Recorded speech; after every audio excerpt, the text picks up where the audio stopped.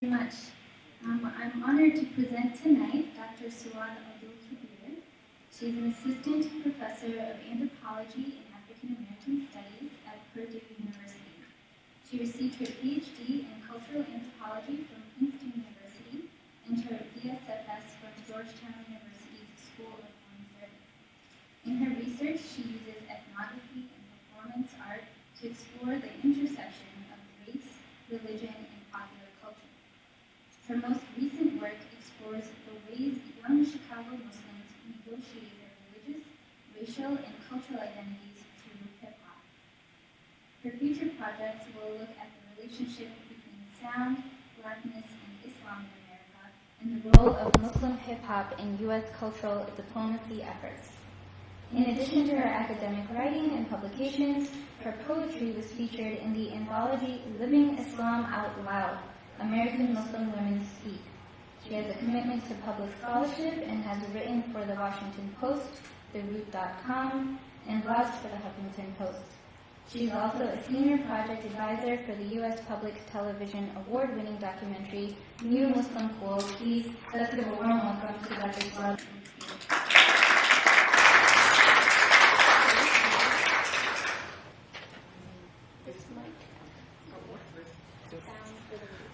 Okay, very good. All right, okay. So, is that good? Yeah, okay. Assalamu alaikum and good evening, everyone. Thank you for coming out. I really appreciate you. I want to thank everyone here at American Islamic College for the invitation to share my work with the community here, especially because it's Chicago-based, and so I think that's really sort of exciting and interesting as well. I'd like to start. I made a little sort of video mashup to start my presentation today.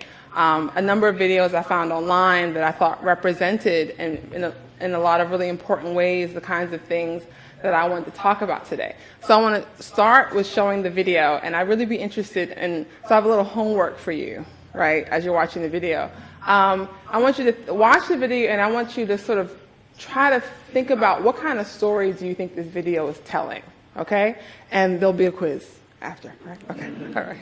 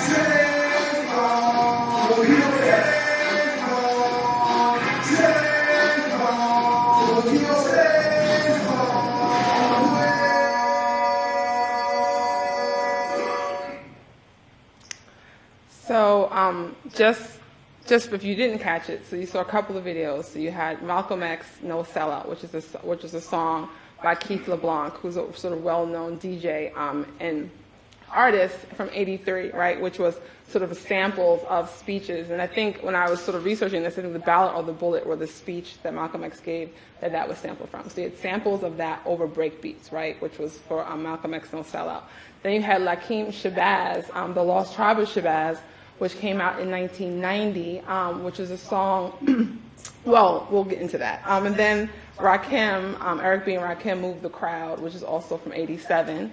Then there was the track with the woman who was singing, rapping rather, is Asia Black from a group called The Reminders. They're a husband and wife duo, Asia and Samir, and they're based out of Colorado. But they did a track with Rebel Diaz, which is a Chicago-based hip-hop group. Then there was Najma 53, and she's actually from Brooklyn, currently in Philly. And there's an event similar to Community Cafe held in Baltimore called Salam Sunday. So there was an album release party for another Muslim hip-hop artist. And they had this kind of cipher, right, sort of in this kind of alley or something behind. So Riz Design did this video and captured the cipher. So that was her verse in the cipher. Then you had Omar Effendum, who was a Syrian-American MC, DC, from the DC area, now lives in LA, who has this track. It was sort of hashtag Syria in solidarity with the people of Syria. And then the last track was a track which had Mos Def, M1, from both members of Dead's Prez, another gentleman, I can't remember right now, and they did it's called Made You Die, right? And it was also used a sample, and it was a tribute to Trayvon Martin, right? So those were the videos, if you didn't catch who was singing what. So now it's the quiz time, right? Okay. So, and I don't need 20 people to respond, but I'm interested in what story you think those videos told you.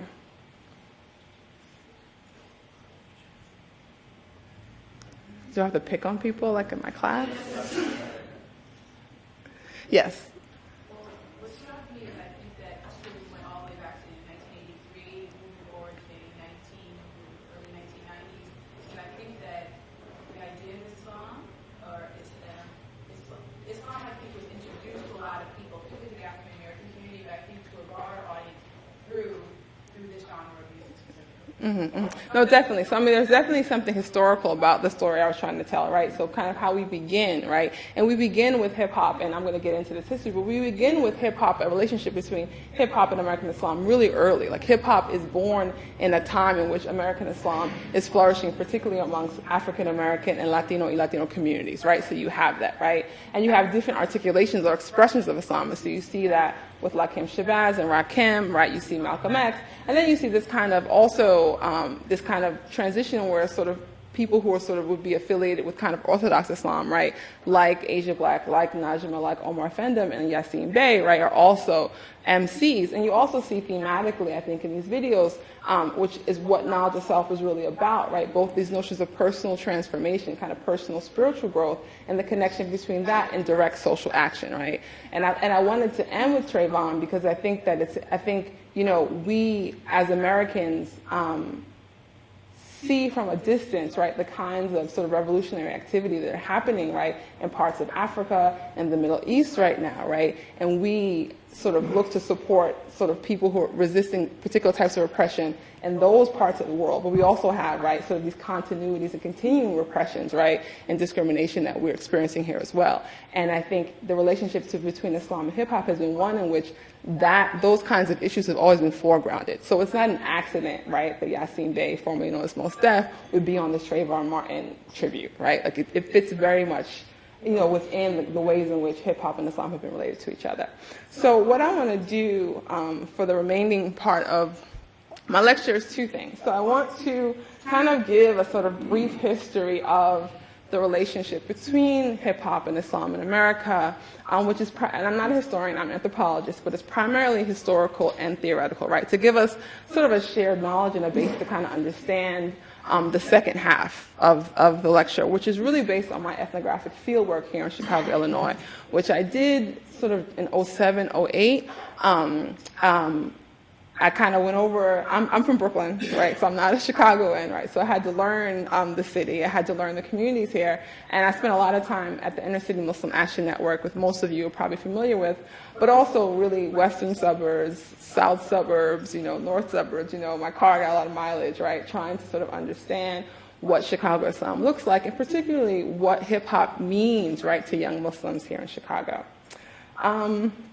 So just in terms of I wanted to start actually this history with a Chicago story. So this imam, a local imam, emailed me when he heard I was giving this lecture.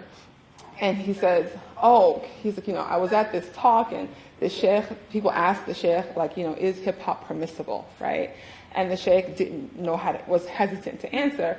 And he felt like, you know, and he wanted to know from me, he thought, well, it's because people don't know what hip-hop is, right? So they can't say whether it's permissible or not because they don't really know what it is, which to me was a little bit disconcerting because I feel like it's pretty transparent sometimes what hip-hop is, but when I use the term hip-hop, right, I'm referring to sort of the artistic elements of the culture and music, right, which means emceeing, which most people think of as rapping, b-boying and b-girling, otherwise known as breakdancing, DJing, right, using the turntables, and graffiti, right? But I'm also talking about related cultural production, language, and fashion, right? And I'm also recognizing that hip-hop, multiple meanings of hip-hop can coexist, right? So it can be this kind of traded commodity at the same time as this sort of force of social justice, right? Hip-hop genealogies can extend backward in time, generations, and crisscross across what scholars call the Black Atlantic, right? Sort of namely the Europe, Africa, and the Americas. Yet for most, the story of hip-hop begins in the South Bronx during the 1970s. At this time, this neighborhood of New York City had become victim of urban renewal policies that resulted in severe unemployment, the loss of quality housing and public services, and the flight of private investment. Hip-hop anthems like The Message, and these are just the lyrics for you here, by Grandmaster Flash and the Furious Five, emerge as a response to these conditions, right? As a way to explain them, resist them, and live despite them. As the 1970s closed and the age of crack began, hip-hop amplified the voice of urban folk, black, brown, poor, and immigrant that the state had dismissed as pathological. In hip-hop, they responded to official abandonment with creativity that reflected both harshness and joy. Yet the story of hip-hop is not merely a reaction to poverty. Hip-hop is a cultural phenomenon whose styles, sounds, and symbols are rooted in the creative energy of diaspora, the involuntary African diaspora of the Middle Passage, and 20th century migrations from the English and Spanish-speaking Caribbean and Latin America to the United States. As Trisha Rose notes, through the manipulation of breakbeats and sampling, hip-hop is a sonic echo of the Afro-diasporic musical priorities of repetition and rupture. Emceeing grows out of traditions of toasting and signifying from the American South and the Caribbean. And before pre-recorded tracks, this boasting and braggadocio took place in ciphers, right, which are battlegrounds of freestyle rapping and b-boying. Joe Schloss reminds us that the cipher, this circle of onlookers as a competitive dance space, has a well-documented history in the African diaspora, thereby situating b-boying like Brazilian capoeira and Martinican laja in traditions of Afro-diasporic battle dance martial arts.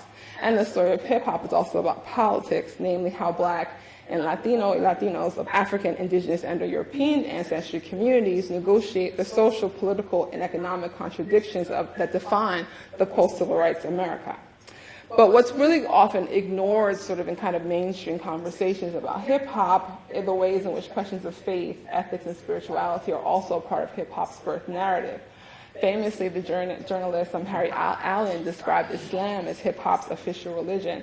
And so I extend this assertion to argue that Islam, and specifically Black Islam, is central to the ethics of hip-hop, right? So I use the term Black Islam to refer to the broad range of expressions of Islamic traditions in Black communities in the U.S. This includes the Ahmadiyya Muslim community, the Moorish Science Temple, the Nation of Islam, or NOI, the 5% Nation of Gods and Earths, the 5% or NGE, as well as Sunni and Shia Orthodoxy. Now, each has a different relationship to the intellectual and spiritual traditions developed throughout Islamic history. Given their approach to scripture, many Orthodox, Sunni, and Shia Muslims identify the Ahmadiyya, NOI, Moorish Science Temple, and 5% as unorthodox or even un-Islamic. And Michael Knight talks about in the 5% community how they have their own debates, right, about what their relationship is to sort of being called Muslim or not, right? So even within this particular community, there are debates around that, right? Yet, really beyond these debates on heterodoxy, it's central to underscore what links these articulations of Islam to each other and to Black American history and contemporary life. So these traditions of Black Islam share pointed concern with the realities of Black communities living in conditions of systemic inequality.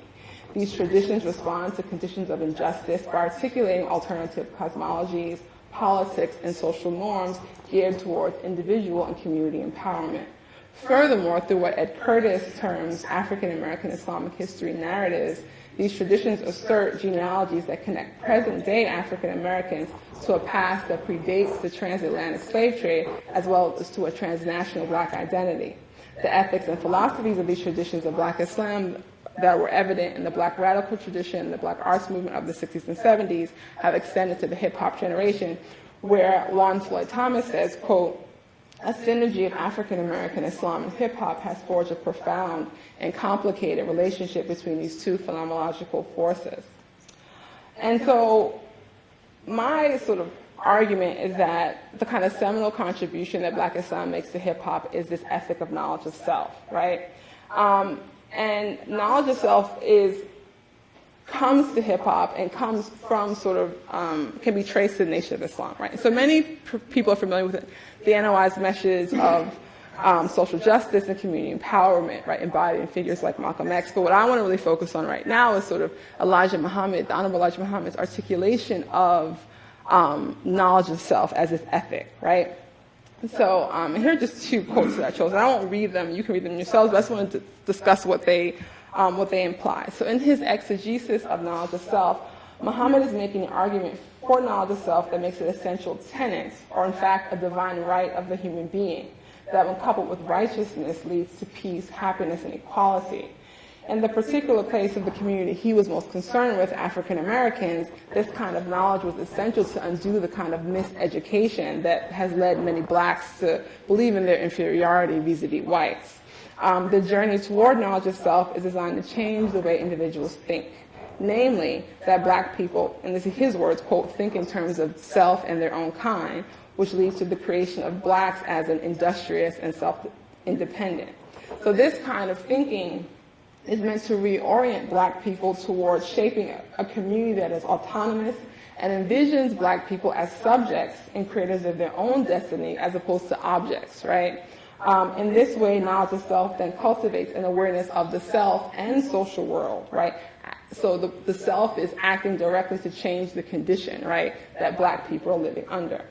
Now, while there are specific ways in which sort of the early teachings of Muhammad diverge with orthodoxy, Sunni, and Shia, knowledge of self is really not one of them. And so I always like to show this to folks. So this is a quote from Abu Hamid al-Ghazali, right, who's 12th century, really well-known sort of Islamic intellectual thinker, sort of changed the face of so many things in the Islamic tradition. And in his text, The Alchemy of Happiness, the first book is knowledge of self, right? And he says knowledge of self is key to the knowledge of God, right? According to the saying, he who knows himself knows God. And as is written in the Quran, we will show them our signs in the world and themselves that the truth may be manifest to them, right? And the quote continues. And so I think what's interesting about the idea that you can find, right, really grounded in sort of orthodoxy, right, this notion of knowledge of self, is that for many people, when they think about the Nation of Islam, when they think about the 5%, they think about them as sort of really being far removed, right, from what we consider to be Orthodox Islam. But for people who know, that's really not the case, right? There are really these really sort of important connections that come up over and over again, and I think this is just an example of one of them, right? And so this philosophy of self-knowledge or knowledge of self has been particularly influential in hip-hop. Many add it to emceeing, b-boying, DJing, and graffiti as kind of hip-hop's fifth element. It is the pursuit for knowledge of self that has shaped the activist or ethical core of hip-hop. We see this in early hip-hop history. African Bambaataa, who is one of hip-hop's really most important legends, in Jeff Chang's book, Can't Stop, Won't Stop, he reflects, right, on the role of the Nation of Islam in his own development. So in addition to sort of the signature musical contributions he made, Bambaataa trailblazed, right, hip-hop's possibility as an organized social movement because he sort of transitioned, he modeled in the rebirth of his 1970s street organization, the Black Spades, into the Zulu Nation. And so on the NOI, Bambaataa says, they, the NOI, held the teachings of you're not a nigga, you're not colored, wake up black man and black woman and love yourself, respect your own, turn back to Africa. That started sticking a lot with the brothers and sisters, and it stuck in my mind and heart. I said I have to do some type of change to get the mindset of the masses that was following me and lead them another way, right? So he's pointing to the ways in which the message, right, of the Nation of Islam, even though he is not a Muslim, right, really impacted, right, how he saw his own sort of positionality in his community, not just both as an artist but also as an activist. And I did my own interview with another hip-hop legend, Pop Master Fable, who's also a Muslim, and he described to me his recollections of Islam and hip-hop years before his own conversion. And this is a quote from him. DJ Africa Islam, they call him the son of Bambaataa because he was similar to Bambaataa in playing rare selections, and he had a similar DJ style. He would DJ on the radio on WHBI, which was a local New York station, and he would play break beats. And his show, Zulu Beats, show host, he would play excerpts from El-Hajj Malik Shabazz's speeches, Elijah Muhammad, and Farrakhan. So he would take these little sound bites and you'll hear a breakbeat over it. Someone saying, Assalamu alaikum, and the response, Walaikum assalam, right?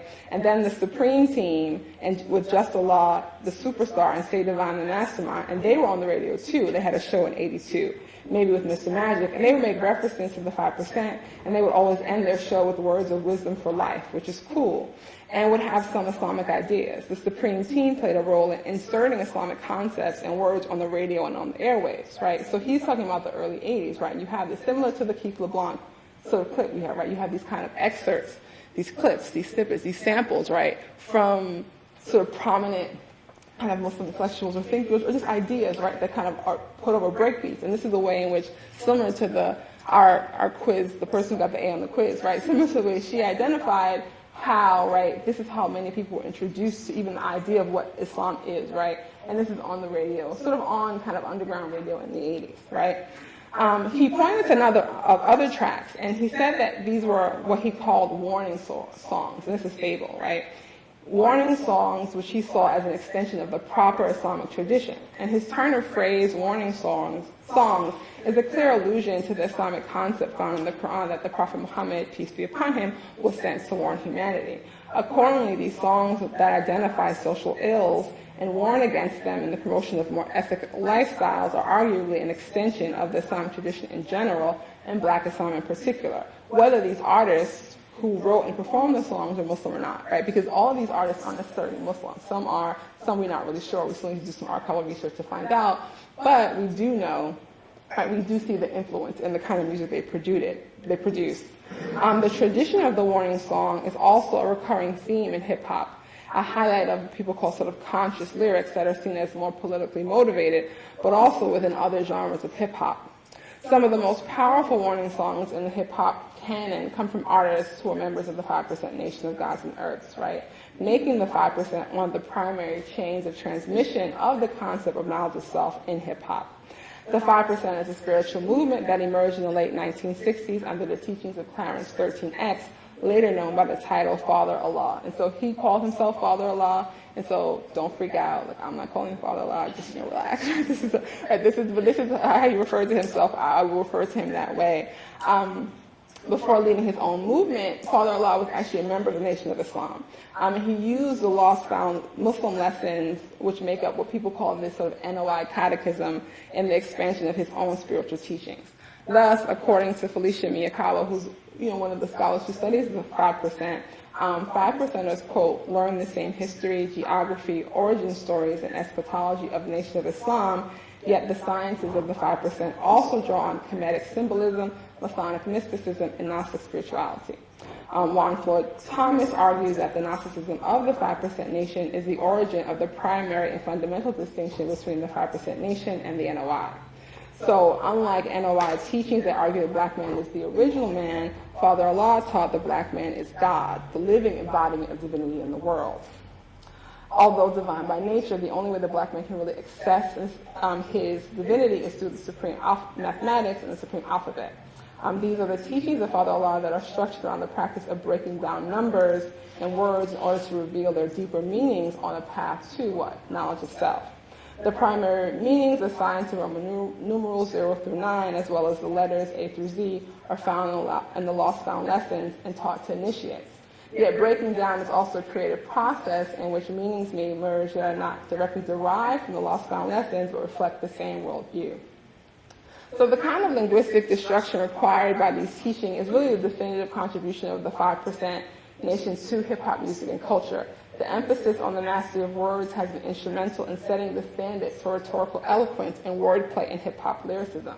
And the list of MCs who are 5%ers is really impressive. So Rakim, the Brand Nubians, Poor Righteous Teachers, members of Wu-Tang, right? So all these people are 5%ers, and why that matters is because they are sort of masters of their skill, right? And that comes from their spiritual practice. And you find many phrases in hip-hop that really come from sort of 5% ideas. So what up, God, drop in science, word is bond, right? These come directly from the lessons. Now, I think what's also important to note is that the Gnosticism, right, which frames knowledge of self within the 5% tradition, kind of follows the concept, even when it's appropriate outside of the Nation of Islam or the 5% Nation of Gods and Earths, right? Arguably, this Gnosticism, which straddles the transcendent and the rational, is what in fact gives knowledge of self its discursive power, right? And so this is a verse. At exactly which point do you start to realize that life without knowledge is death in disguise? That's why knowledge of self is like life after death. Apply it to your life and let destiny manifest, right? This is a verse from a song, KOS, Knowledge of Self-Determination, by what was then a duo, Talib Kweli and Mos Def, right? They formed Black Star. I mean, Kweli's lyrics, right? This idea of life without death, knowledge is death in disguise, isn't really describing a physical death, but the death of the spirit mind, right? Which harkens back to the warning of the Lost Found Muslim Lessons written by NOI founder W.D. Fard, that the individual without self-knowledge is not really a human being, but a beast. Kweli then reminds us that with knowledge of self, you can be reborn and your destiny will become manifest to you. Whether you're a god, original man, or simply a servant, empowered by the decree of the divine, you can reach or experience power. So Kweli and Mos Def, or now Yasin Bey, are not, right, members of either the Nation of Islam or the 5%ers, but the ubiquity of these philosophies gives the idea of knowledge of self as a kind of salience that individuals across a range of religious beliefs and races find valuable. So hip-hop articulations of knowledge of self may adhere to the sort of religious dispensationalism or black exceptionalism in the Nation of Islam, but oftentimes it's much more broader than that. In hip-hop, the pursuit of knowledge of self emphasizing being well-informed about the past, particularly alternative histories that privilege the hidden transcripts of marginalized peoples, as well as being keenly attuned to contemporary racialized, class, and gendered oppression and the continuities of contemporary subjugation with past repression. Knowledge of self then becomes this kind of ethical position vis-a-vis other human beings, animals, the natural world, and notions of the divine that engenders a commitment to social justice, to personal transformation and direct action. And it is this construction, right, social justice through personal transformation and direct action, that is fundamental, right, to this way of thinking about and being an American Muslim that I encountered in my own research, right, what I call Muslim cool. So, what I'm going to do now is read sort of like 3 sort of brief ethnographic vignettes, right, and do a little analysis at the same time, based on my fieldwork here in Chicago. And through them, I'm hoping to illustrate what exactly Muslim cool is, right? And when I say Muslim cool, what I mean is this emergent practice that takes a countercultural stance that is never absolute in reference to different yet overlapping systems of social norms, namely white American normativity and the hegemony of the ethno-religious norms of Arab American and South Asian American Muslim communities. This is what Sherman Jackson typically calls immigrant Islam. I seek to show that as a practice of American Muslim identity, Muslim cool also operates aesthetically at the intersection of black cool, the hood, and Islam. In this way, Muslim cool is enabled by past and present discourses on race, popular culture, and blackness in the United States. Moreover, as a kind of cool that is tied to black expressive culture, through Muslim cool, the performance of blackness becomes the means of Muslim self-making. Thus, I will show how Muslim cool intervenes in the hierarchies of these kind of religious norms of Arab American and South Asian American communities by testing the performative boundaries of race and religion. So Yahya is a 20-something, and because my research is in Chicago and I use pseudonyms, right, so these aren't real people's names, right, you can't figure out who they are, right, so, and there won't be any photos of them or anything like that, so I just wanted to point that out. So Yahya, he's this 20-something second-generation Arab America from the south suburbs, right, engineer by training, but he's also a visual artist and a volunteer at Iman. He was raised in an Arab Muslim enclave in the south suburbs, and he was really dissatisfied with what he saw as a lack of activism in his suburban Muslim community. So as a college student, he was really eager to be socially active among Muslims, right? And by the time I did my research, he had been volunteering at Iman for probably about 5 years. In his commentary on Islam in Chicago, Yahya echoed the critiques of kind of immigrant Islam that I often encountered in my field site, right? And this critique argued that both ethnocentrism and anti-black racism fuel immigrant Islam, thereby perpetuating not only an exclusive notion of what is authentically quote-unquote Islamic, but Muslim complicity in the structures of dominance in the U.S., right? Now, in contrast, for Yahya, Islam interpolated through hip-hop provided a meaningful alternative, and so he explained. In high school, I read a lot of Black Panther literature, Eldridge Cleaver, Mumia, and I wasn't part of the 60s struggle, but reading it, you identify with it on different levels. You just swap the words black with Muslim or Palestinian, and it all becomes really relevant. And through hip-hop, I did validate my own Islam. I no longer felt like I was, apart from something greater, because through hip-hop, it was like you always heard Islamic references in their rhymes. And it was like, I'm recognized. Listening to a lot of hip-hop music about being conscious simplified Islam for me. And the prophetic tradition is very simple as well. The prophet's attributes were not how long his beard was or how short his stove was. What's really relevant is that he was compassionate, truthful, honest human being. And if Muslims understood that, then we would no longer be bound to these things. Say this, pray in this order, your wudu is invalid if you do it this way. No, what matters is that you focus on these things. Being passionate, truthful, honest, sincere, just. And it's the same thing with hip-hop. What they're really looking for is people to be understanding, compassionate, truthful, and just. It's like the RZA said, and this is the 5% thing I like to carry around. You need knowledge, wisdom, understanding, justice, freedom, equality, love, peace, and happiness, and in that order. And that makes perfect sense. To have the understanding of how to get justice, freedom, and equality is fundamental for you to be happy, successful, to have love, peace, and happiness. So for Yahya, blackness in the African American struggle for liberation became the means through which he understood his own position as a racial minority, as an Arab American, and as a religious minority, as an American Muslim. And critically, it was hip-hop's ethic of knowledge of self through which he also discovers what he considered the core essence of Islam, and an alternative notion of Islamic piety, which marries, again, personal transformation with direct action, and the direct action he participated with in his work at Iman. Initially, I was just excited by the fact I could wear my hijab and show my earrings and my necklace. I liked how it was versatile. It's definitely cool. I think it's cool because it connects you to not only a culture, but also a way of thinking, and it can connect you to hip-hop, because hip-hop is a form of expression that opens you up. You're open-minded, you're fighting for people who don't have a voice. And the very fact you're wearing it, but you're not from an African culture, shows you can connect to African culture as well. And it has potential to make you part of a larger movement. And yes, part of it is that it's cool because it's different, and it's cool because I can wear earrings. So this commentary was provided by Fatima, who was responding to a question I posed to her regarding a particular headscarf style, right? So it's when you a scarf that's tied at the nape and wrapped in a bun. And this is a style that's often worn in African American Muslim communities. And here's you can kind of see, I was too dark, but these women, their scarves are tied that way in the back. But this scarf is really sort of popular, this scarf style rather, I should say, it's really common in a lot of African American Muslim communities and among American Muslim women who are involved in hip hop culture, right? I also met Fatima at Iman, where she was participating in youth programming. She's the daughter of Indian immigrants and described being drawn to Iman because she wanted more meaning in her life and wanted to do more than go to weddings every weekend, unquote. Here, Fatima echoes Yahya's critiques, right? Though she's critiquing the South Asian American Muslim community. Like Yahya, Fatima was motivated to do something, but she didn't think that something could happen in what she called the burbs, right? The suburbs where she came from. Therefore, Fatima made a conscious choice to move outside the suburbs and to be active in addressing what she considered deeper concerns, right? And part of that included the work that she did at Iman.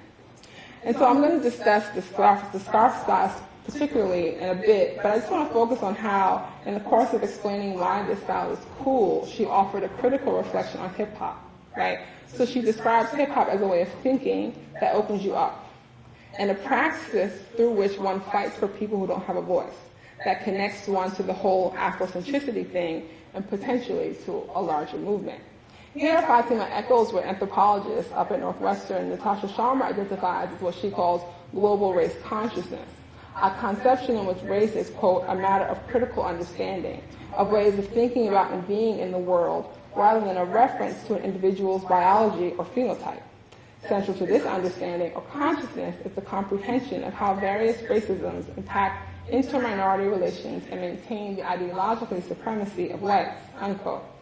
So much like Yahya, Fatima is identifying, right, these links between hip-hop and blackness, and they become the conduit, right, through which she becomes part of what she considers a larger movement. And she also identifies a commitment to direct action by way of fighting for people who don't have a voice. And as a Muslim, this kind of fight for people who don't have a voice is part of her own really deep kind of personal transformation.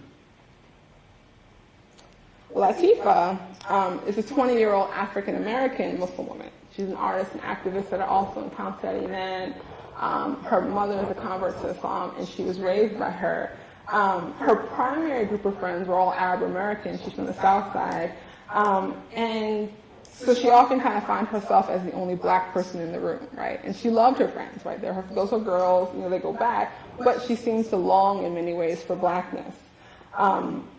And this longing for blackness occurred in a local Chicago context in which African Americans routinely complained of experiencing anti-black racism at the hands of their non-black co-religionists.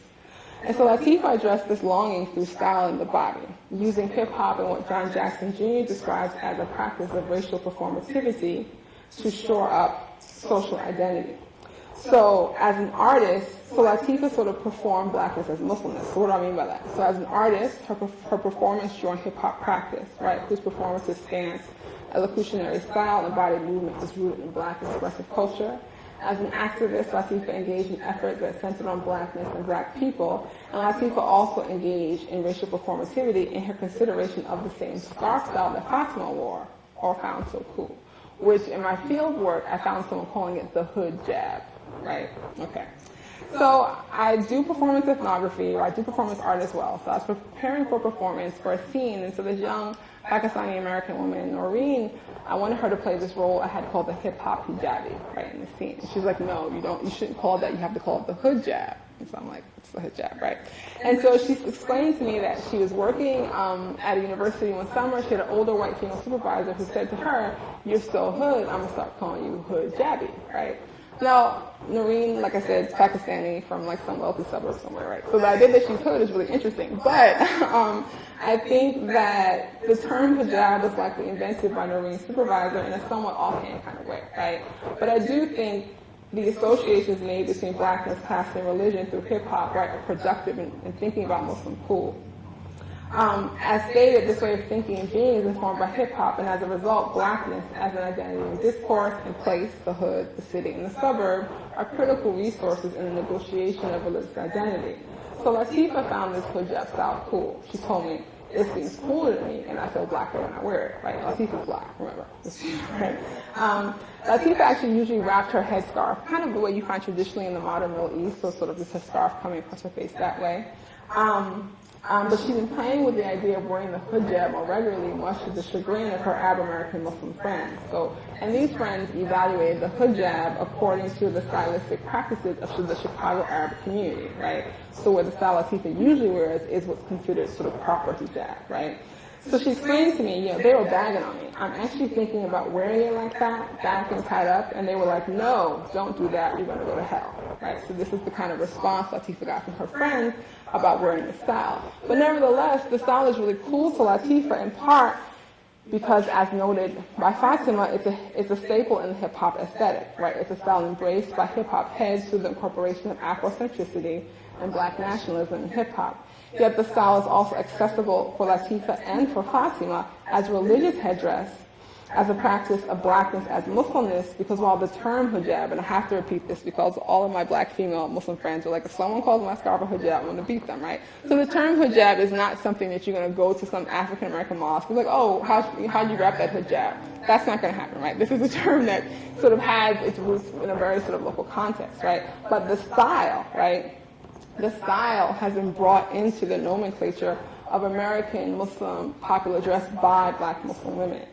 As Carolyn Rouse argues, when African American Muslim women adopt the headscarf, they, quote, author a new female aesthetic that responds to God's call for modesty and rejects the beauty standards articulated by white supremacy, right? What's particularly instructive about this meaning of hijab is that it is a tradition of female modesty that recuperates Afro-diasporic headdress as Islamic, in distinction from Arab and South Asian models of hijab. It's precisely this recuperation and the resistance of multiple hegemonies that makes the scarf style, whatever you call it, right, a practice of Muslim cool. This scarf style operates in a field of competing notions of Muslimness, where other headscarf styles, particularly those of the modern Middle East, are hegemonic. We find a common Arab equals Islamic conflation in debasing one of its undersides, black equals un-Islamic. Thus, Muslim cool as style is also a meaningful means of distinction and broader contestation over American Muslim identity. Whereas immigrant Islam establishes its authoritative notion of Muslimness through the exclusive legitimacy of historically situated practices of Islam or outside of the U.S., Muslim cool counters with ways of thinking about and being an American Muslim that is made legitimate through the historically situated practices of black Islam. This challenge also constructs an important loop that reinforces the contemporary Muslim American claim of identity and also comments on ideas of orthodoxy. And so I just want to conclude by talking about this loop of knowledge of self. Like a hip-hop sample, Muslim cool is composed through the loop of knowledge of self. Returning to the end of Yahya's reflection, right, where he cites the 5% of the RZA, he says, it's like the RZA said, this is a 5% statement I like to carry around. You need knowledge, wisdom, understanding, justice, freedom, equality, love, peace, and happiness. This citation is deeply significant because, like a sample that is looped to create a musical track, Yahya repeats these words and others throughout his commentary. This speaks not only to the importance of these ideas and his own conceptions of Muslimness, but to the ways in which knowledge of self, as transmitted through the 5%, has a profound impact on Muslim cool. This loop of knowledge of self also makes an indirect comment on orthodoxy, or what counts as Islam. My interlocutors were clear about what traditionally stands as orthodoxy, namely the oneness of an omnipotent, omnipresent God and the finality of the prophethood in the body of Muhammad ibn Abdullah, who was born in the 7th century of the Christian era. They do not seek to include, for example, the 5% under the umbrella of this orthodoxy, but did see them as a legitimate resource because of Black Islam, through which they can interpret their own Muslim identity, their Muslim cool. Furthermore, while other Muslims might object to this kind of incorporation or appropriation, it is critical to note that this idea that a Muslim would pursue knowledge of self, as I mentioned earlier, is in fact really central part of the Sunni and Shia orthodoxy in light of the numerous directives in the Quran and the tradition of the Prophet Muhammad, as illustrated by the Al-Ghazali Alchemy of Happiness, that charge human beings to reflect, consider, and contemplate the natural world. These directives are designed to put the human being's capacity to reason to use as a means of reaching spiritual awareness. This is, as demonstrated above, precisely how Elijah Muhammad explicates knowledge of self. Thus, because these young Muslims and many others are learning and pursuing knowledge of self through hip-hop, which appropriate the philosophy from Black Islam, specifically in NOI, you have young Sunni Muslim activists and harbinger of Muslim cool who may not have an NOI lineage, recovering knowledge of self as once again central, not only to the story of Islam and hip-hop, but to the story of American Muslim identity. Critically, this self-making by these young Muslims engage in is invigorated by hip-hop and is a move toward blackness, underscoring the ways blackness and black bodies play a key role in the configuration of American Muslim identity and practice. The move towards blackness has important implications for an American Muslim community that is marred by anti-black racism, which makes the use of hip-hop to understand Islam and make claims about Muslim identity and piety very significant. It must be noted that in this move toward blackness, the performance of blackness never ceases to be haunted by minstrelsy's past, yet is not overdetermined by it. This performance is neither wholly insidious nor a reflection of a kind of supermarket aisle kind of cultural appropriation. It is not a fad. Rather, through Muslim cool, relationships to blackness, black people, and hip-hop are mediated through faith and activism. Thank you. So it's high here, and that was a lot of information, right? So if there are questions or comments, let's hear them. Alaikum assalam. Let me start by saying that from the videos you showed, I liked Tupac, Mos Def, Rakim, and one thing I noticed is we consider a song good or appropriate if the words are conscious and if we, put say Allah here and there, and then it's okay. But for me, Islam is a religion of peace, right? And that's a broad framework. Now, the sound of hip hop, you have to evaluate what the sound is intended. Forget the lyrics. The sound is intended to do what? Because I know if you're going to make a song for relaxation, it might sound different. If you're going to make a song to stimulate for love or for kids, it's going to sound different. So for me, the intention of hip hop, the sound is a little aggressive. And for me, if Islam is a religion of peace, then the sound itself is contradictory to the goal of peace. Tupac had his sound, the melody, that is coming in line with that peace, And even if we come out of hip hop, when we go, I'm from the Caribbean, Bob Marley and reggae. I know there's an artist that is trying to blend reggae with Islam. And when I listen to his music, I can't take it because the intention of reggae is to rebel, is to against the system, and it is more of a movement of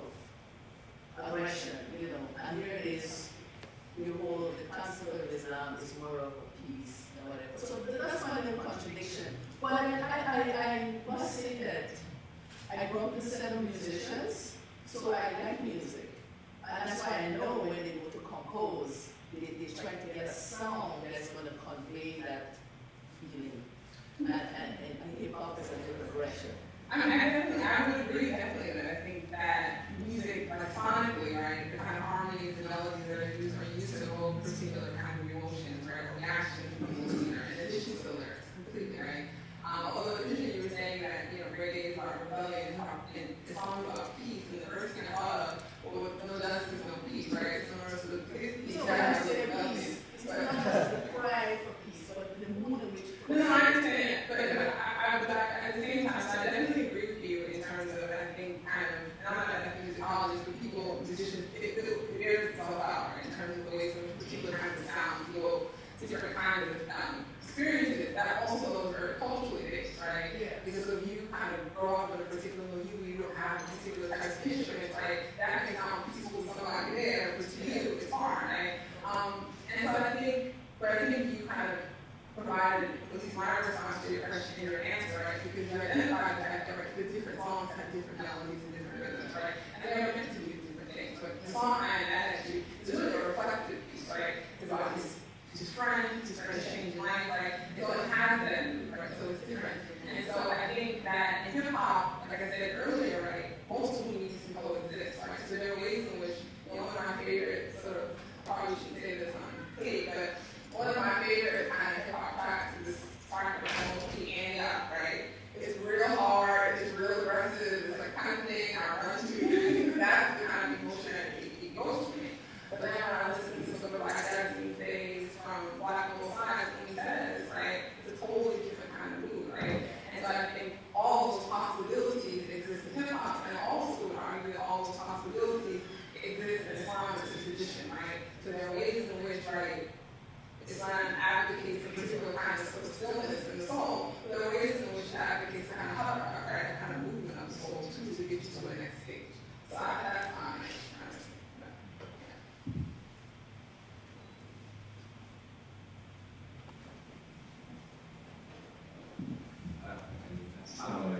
that's my thank you for taking me down memory lane.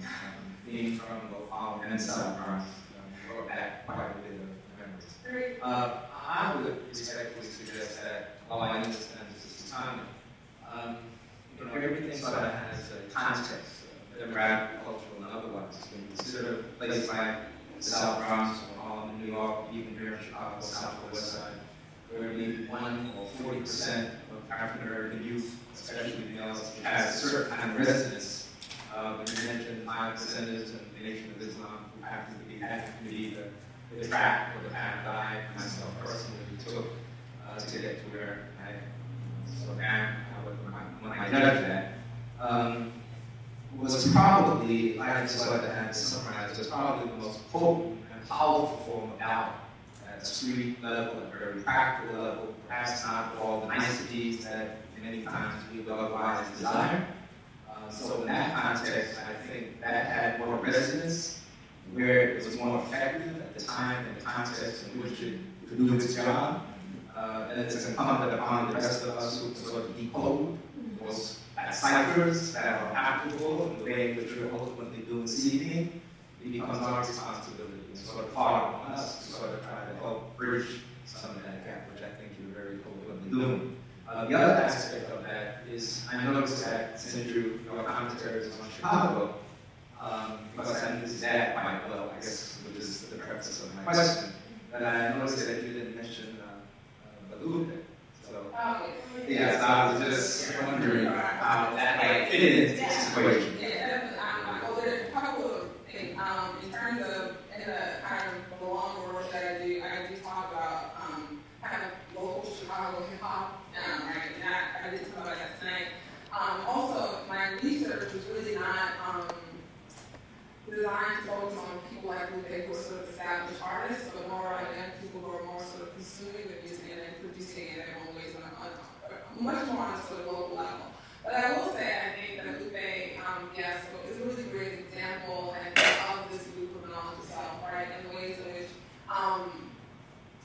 which, because his music, right, in many ways, really focuses, right, sort of over and over again on these similar themes.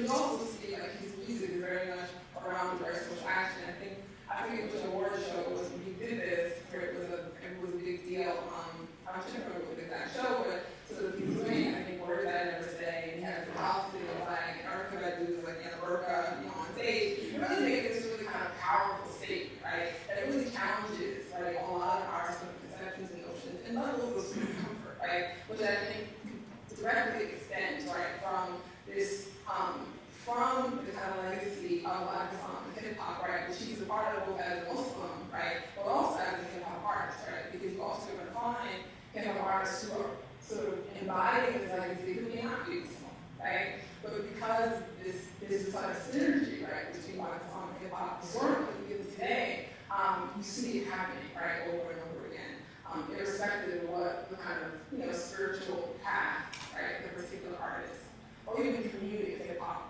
She did this song with him. Yeah, she did the song with him. And she also has like a 5% back. I'm not sure what her situation now, but like, on and on with her really famous songs. It's full of, sort of 5% of sort of theology and cosmology, right? And people are singing it, they don't know, right? But that's part of the way in which you learn the lesson, right? It's part of the way in which you kind of learn the lesson, yeah. Yes. Oh, sorry. He was, I don't know who was.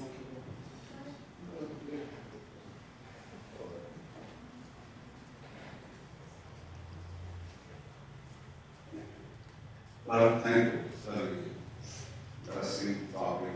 As I'm an Arab immigrant Muslim, that if you find this related to understand. Okay. Also, student Sierra and Quran, and I'm thinking, what is the link between this hip-hop and Islam or Islam? My question is two. First, what makes hip-hop, whatever Islamic, is the author, the singer, or the theme? Okay. That's one thing. Two, how is Islamic hip-hop different than non-Islamic hip-hop, say Christian, Jewish, Buddhist, Is there anything like that exists? I want to see the difference between what we call Islamic hip-hop and other. Yeah, great, thank you. So, okay, what makes hip-hop Islam? Author, singer, or theme? Yeah.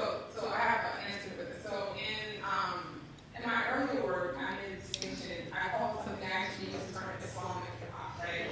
As opposed to sort of, so you have, just because a person is Muslim doing hip-hop song doesn't make it what I call Islamic hip-hop, right? And what I was identifying as Islamic hip-hop was hip-hop music that was produced, right, that's solely focused, right, on really explicitly religious themes, right? So that would be sort of, I'm going to give an example of who was a good, well, they don't call themselves hip-hop anymore, but like the group Native Being, people are familiar with them. They call themselves an Islamic machine group, but they definitely do use rapping, right, in their music. And all of their things are very much about, like, sort of kind of personal, individual, spiritual struggles, right? That's very explicit in terms of his religious thing. And so that I had called Islamic hip-hop, as opposed to maybe a song by Everlast, who's also a hip-hop artist, right? And they may not be so explicit. And when I say explicit, I mean foregrounding. Because spirituality is the kind of thing that permeates a lot of stuff, right? So the track that the verse that I used, Age Blacks, right? That's a spiritual verse in many ways. Like she's talking about her struggles as an artist, who wife, and a mother, right? Which is real. That's real talk. I mean, you don't hear a lot of that oftentimes in the kind of hip-hop you get on commercial radio, right? So there's spiritual things in that too, but it's not like, oh, I'm not going to sleep. You know what I mean? In that kind of way. So I think there are genres perhaps, right? And so there are Muslims who do hip-hop music, and it's interesting. I was actually, I gave a talk, I gave a lecture, a shorter one on my work at Harvard in April, and on my panel was Amir Suleiman, who's a hip-hop artist, poet, and he was saying, he sort of shines as being called a Muslim artist, right? Because there are all these expectations that come with that may or may not really be appropriate, right? Because what does that mean? What does Muslim mean versus what it means to me? But also because of the ways in which he felt that his spirituality is so organically integrated in what he does, and sort of making that distinction doesn't really make sense, right? So that's a long way of saying that I think there are people who consider what they do Islamic hip-hop, right? And those people who do that, they consider what they do Islamic hip-hop because the religion is because that is the topic, that is the theme, that is the vocabulary, right? Whereas there are other people who are Muslim, right, who consider what they do righteous music, conscious music, right, but don't necessarily call it Islamic because they feel that it's much more holistically integrated. So that's what it is. So there's like, so there's no, it's not, so sometimes it's the author, sometimes it's the theme, it just really depends on the artist and the song. So that's not an easy answer, but that's the answer I have for you. And then you said, also in terms of other religious traditions, right, like Christian hip hop, Buddhist hip hop, there are definitely not, my expertise is on these other religious traditions, but there definitely are kind of Christian hip hoppers, Jewish, who use hip hop in similar ways. And I think because in many ways, so much of sort of religion and spirituality is universal, there's a lot of overlap, right? So ethical sort of battles, sort of good and evil, sort of more refers to, you can find that in all of these different kinds of religiously inspired articulation of hip hop. I think probably the difference is going to be in the doctrine, right? So who are they calling God? What are the particular kinds of cosmological sort of themes or issues that come up? I think that's where you're going to see the difference, right? But this is about Jesus and the way they would about Jesus or Muslim, right? That kind of way. So I think there's probably lots of overlap, right? Because of the ways in which religions do overlap with each other. And I think their motivation, right? But also distinctions in terms of the particular doctrine that they're following, right? So the kinds of, because religions are different as well. So I would say that's how I would answer that. So, piggybacking off of what you said about Islam, do you think we as Muslims tend to be more judgmental towards artists that identify themselves as Muslim? I read an article a few years ago when Q-Tip was talking about his Islamic identity and how he struggled as a musician being a Muslim, that it was very hard for him to really embrace his musical identity because people would pigeonhole him based on his Tribe Called Quest affiliation, but when he tried to become the abstract, and also got criticized for going away from Islam. So I would love to hear your opinion on that. I would say that's no. No in the sense that I don't think that's a particularly Muslim thing. I think for many people who are a part of a community, someone who is sort of famous, right, or has notoriety, what may be their flaws or whatever, are often they're public, right? And so we hold them to a higher standard. These are things that we would do, right? And we do all the time. When they do it, it's like, oh my God, you see what they did, right? Because of their standard. So on some level, I think that's, I don't know, that's a human thing, it's just an American thing, right? Where we do that. But at the same time, I think in my own research, I have found that it is something that most farmers struggle with, right? Because, again, everyone has a different, there are many different ways in which we think about what it means to be Muslim, what it means to be a good Muslim, a proper Muslim. We just look like Latifah and her star, right? I grew up wearing my scarf like that. It was no wonder that's the way we wore our stars. Where I grew up, I'm Muslim, but then you come to other Muslims and they're like, oh no, you can't do that because of X, Y, and Z, right? So those same kinds of debates, like the kind of intra-Muslim debates that you have about appropriate behavior and sort of belief, right, are then going to transpose themselves onto Muslim sort of public figures, right? And when Muslim is still for many Muslims a controversial space, right, I think the stakes are even higher, right? And so if you're going to call yourself a Muslim and do, well, I should say, so because music is controversial, the stakes are higher. And also, because Muslims in the United States are a religious minority, and a valid religious minority, the stakes are even higher, right? So it's kind of the way in which, growing up and not watching, so if you watch the Bible, maybe someone did it fine, like, you want to be a black person, right? Because you have the Jews in the valid minority, you have this, because our faiths are linked to each other, right? So what happens to some random African American, 300 miles away, has some effect on me, right? So similarly, I think for the American Muslim community, as a minority, it's under state surveillance, right, at the time, and also sort of criticism, right, so super popular spheres, I think that also comes to bear, right? So you have to be better, in that kind of way. So I do see that happening. I think that's an experience that's environmentally common. Maybe not always particularly Muslim, but I generate, that kind of critique. And I think for community members, I think that probably the way to respond to that is always sort of remind ourselves of our own sort of flaws and, sort of inconsistencies, because we're human beings and that's who we are, right? And not to sort of demand other people when you don't do yourself, and I think that's often what's happening.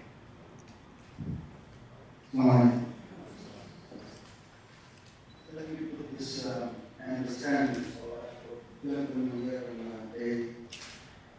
the diversity and the inclusiveness of Islam, and also the cultural package that Muslims associate with Islam, and how the mission of the glory of God. And as hip hop is a way of expressing and voicing injustices, the same thing happened to the Palestinians in 1948, but it started with some kind of violent song that you mentioned. And that one, because being in the fire is different than being away. So, and that's why Malcolm X, we started as in the black, in the United States, when he went overseas, he encompasses the black experience in the humanity. So he grew.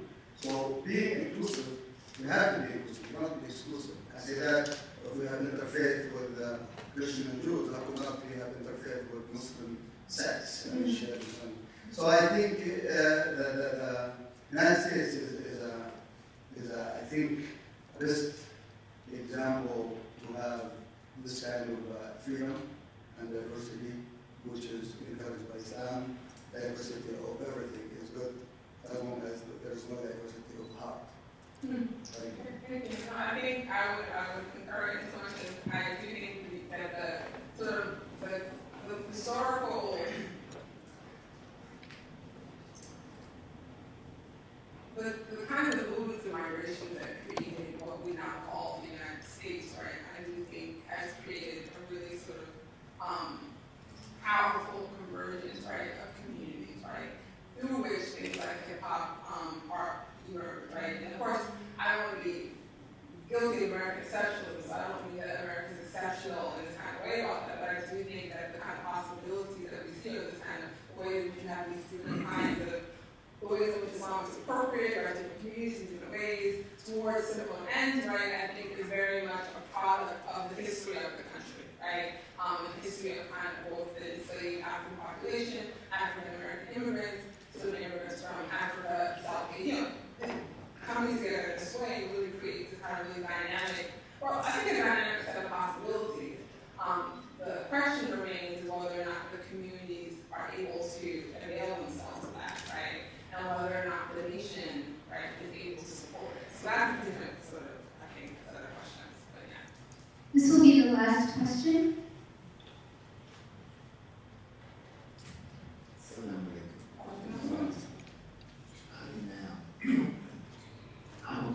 I'm in Al Movement. I'm a member of the Mosque's community. Yes. I believe that Imam W.D. Muhammad is the son of the Honorable Elijah Muhammad. Yes. And I'm familiar with the book and Master Farad. And I just want to bring it to your attention. You didn't include Imam W.D. Muhammad in this. Well, I didn't include actually any of the contemporary names that I do include in my own work for sort of purposes of time, right? And I think that my presentation was focused on a particular historical moment, right? And how the ideas articulated by the Honorable Elijah Muhammad then were picked up by other groups of people. But to what you're saying, I think that there is, particularly within African American Muslim communities, and this is really well represented by Imam Muhammad, right? A way in which music and culture, sort of cultural artifacts, music, dress, dance, food, right, are embraced, right, and celebrated, right, and seen as really central, right, to an articulation of an American Muslim identity, where other communities of Muslims may still struggle with that. And so you find that often, and you find this with someone like Imam Muhammad, you find this with a well-known man in New York City, where they're really supportive, right, of artists and musicians who are Muslim, right,